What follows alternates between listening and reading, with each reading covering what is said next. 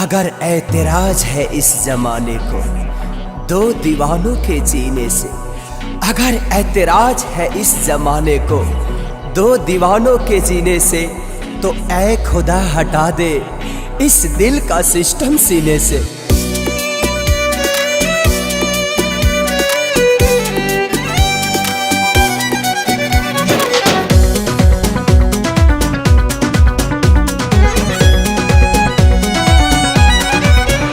दुश्मन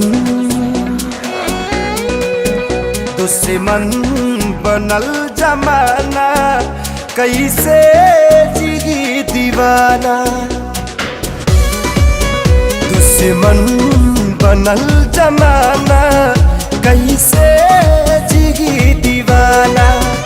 अपना भइल बेगाना हो, अपना भइल बेगाना, कैसे जिही दीवाना। दुश्मन बनल जमाना, कैसे जिगी दीवाना। दुश्मन बनल जमाना, कैसे जिगी दीवाना।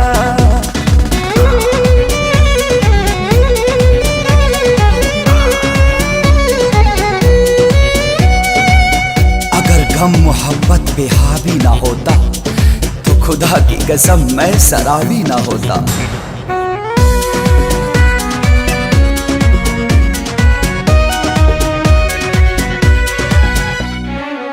केहू न बेवफा झूठों सब बदनाम करे, समय के चोट पर मरहम ना कोनो काम करे। न हम कैनी बेवफाई, न वो कैली बेवफाई, फिर भी हो खेल काहे हमनी में जुदाई। सभी लुटी गईल खजाना, सभी लुटी गईल खजाना, कैसे जिही दीवाना। दुश्मन बनल जमाना, कैसे जिगी दीवाना। दुश्मन बनल जमाना, कैसे जिगी दीवाना।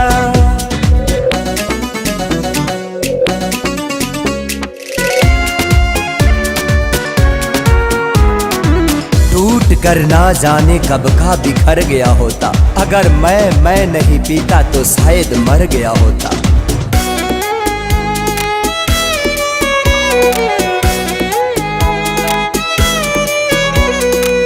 रास न आवे मोहब्बत काहे जमाना के, काहे ला होला बुरा हाल हर दीवाना के। घुट घुट के जहर ऐसन पीता पी कैसे, फाटल करे जयापन सिहिता सिह कैसे। कम